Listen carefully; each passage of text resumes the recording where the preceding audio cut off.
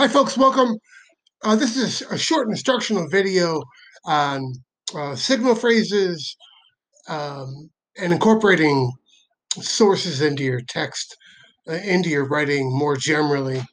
The biggest problem, and it's an extremely common problem for students, is signal phrases.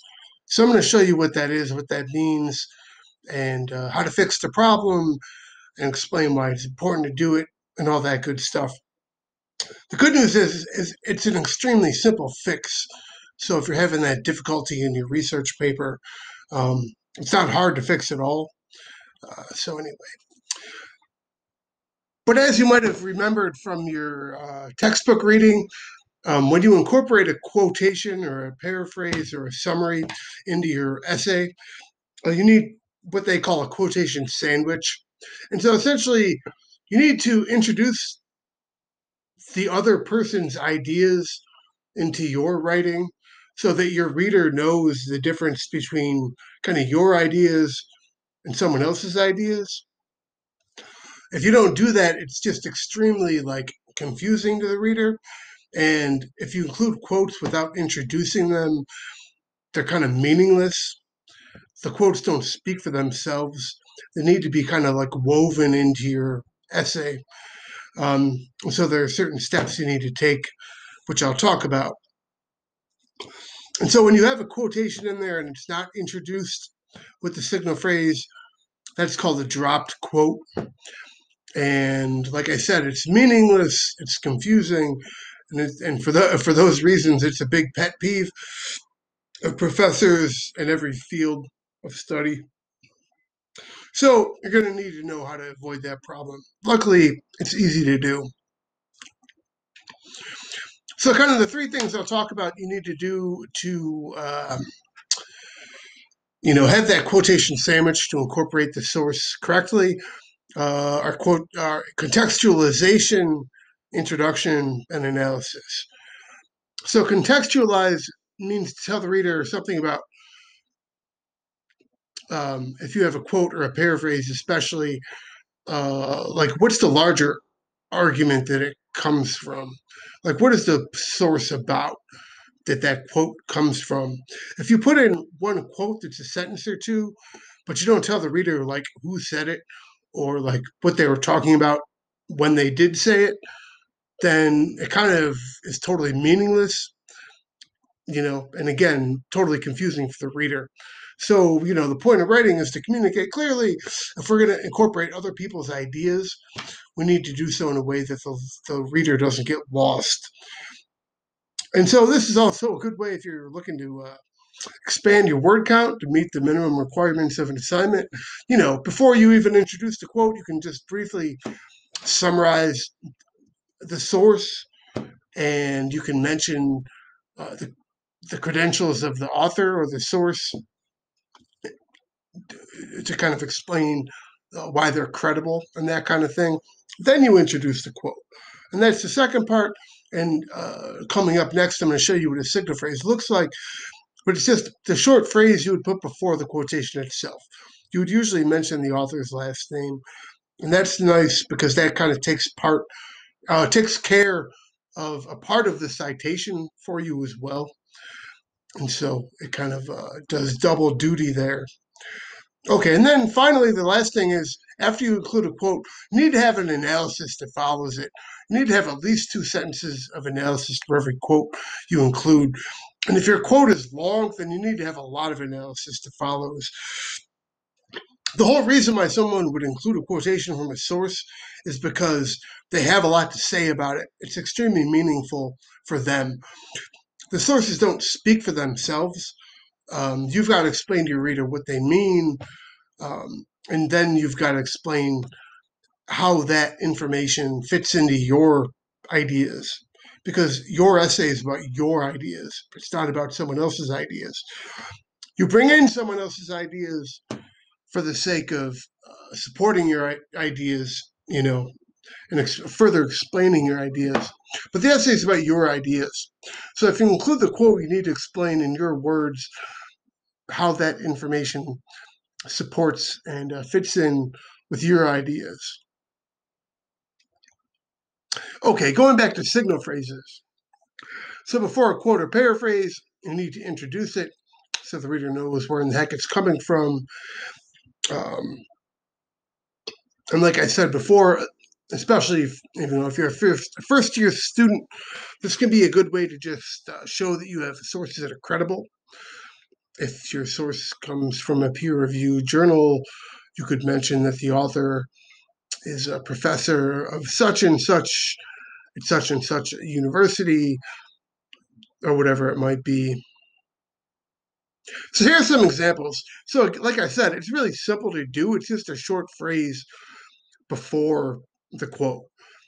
And so the first one says, as Sankara, editor of Jacobin, explains, then you put the quote in. And you'll notice the examples I have here uh, are, are formatted in APA. And so, we've also got um, our citation and that signal phrase, begun. And the second one, Harris argues, then put the quote in. The third one, Michelle Alexander, longtime civil rights attorney, contends, and so on. Finally, Fisher points out, and then the quote goes in there. And so you see the basic formula is you have the author's name and some kind of verb in the present tense. Another thing you can do is you can have a short sentence. It needs to be a complete sentence.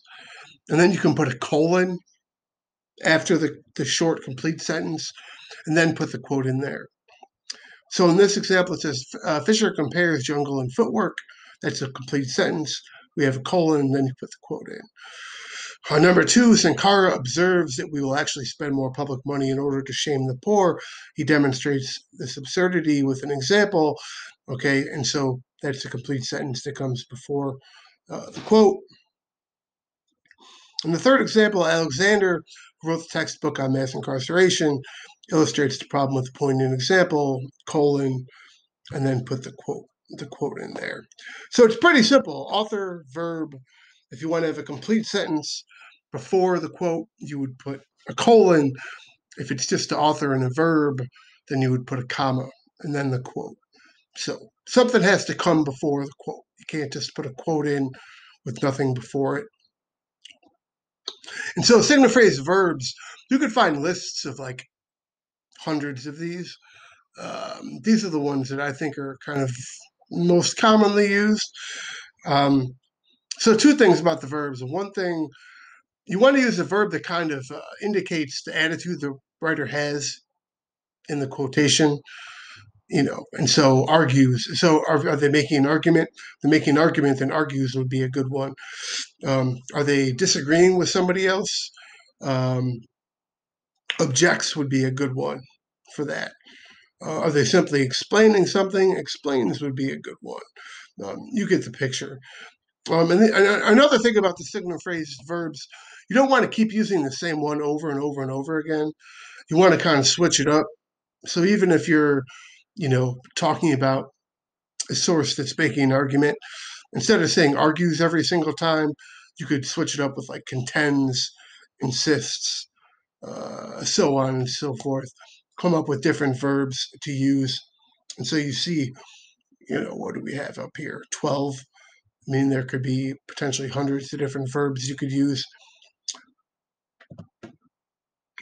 Okay, so if you've contextualized, told the reader where it came from, summarized the whole source, used a signal phrase to introduce the quote or paraphrase, then what you have to do is analyze quotes. And so this is why when I was a student, I was told never ever end a paragraph with a quote, because every time you include a quote, you have to have analysis. Quotes are completely meaningless if you don't have analysis. Quotes don't speak for themselves. You've got to interpret for the reader what they mean, first of all. Even if it seems self-evident, you've kind of got to do that act of just interpretation for your reader, just so you're on the same page. And then, like I said before, if you took the time to put the quote in your paper, then you need to explain how it fits into your paper. How does it fit in with your point? What do you think about it? Are you agreeing with it? Are you disagreeing with it? Are you using it as a definition to further explain something? What are you doing with it? The reason why it's there is because you're doing something with it. What are you doing with it? And then after that, you want to return to your own point and kind of forget about the quote. And so the information from the quote should be kind of a jumping off point into a discussion about an idea that you brought up, you know. And again, this can be, if you're looking on ways to meet the minimum word count requirement, like going through this routine can be a good way to add to your word count. If you summarize the whole source, introduce the signal phrase, and then add, 3 or 4 sentences or more of analysis afterwards, it's not a bad routine to kind of uh, structure your paper around. And so here's an example of analyzing quotes. And so it's a real student paper. So I'll read it out loud, then I'll just kind of comment. Um, and so she writes, another reason towards obesity in the older population is their frailty. Uh, Kuru Kulasaria defines frailty as the diminished ability to perform the important practical and social activities of daily living. As a person gets older, they get more frail. Frailty can have negative effects, such as loss of mobility, decreased strength, and physical capability. Okay, so right there, you see they kind of give their interpretation of the quote just in kind of plain language, in their own language. What does it mean? What does that textbook definition really mean in kind of layman's terms, in everyday language? She continues, with this physical inactivity due to frailty, the person is more likely to gain more fat, which then increases their BMI into the obesity range. With these reasons for obesity being almost inevitable with old age, that just shows why obesity is prevalent with the elderly. And so her main point was about how um, obesity is highly prevalent in the older population. Um, and the kind of more focused point is about the frailty of older people. And she has a definition of frailty. She kind of interprets that definition of frailty in plain language, in her own words. And then she comes back to explain how this concept of frailty fits in with her larger point about causes of obesity and causes of obesity among the older population. So this is a great example of how it should look in your papers. So I'm going to stop there. I hope that made sense. If you have any questions, please get in touch. Thank you.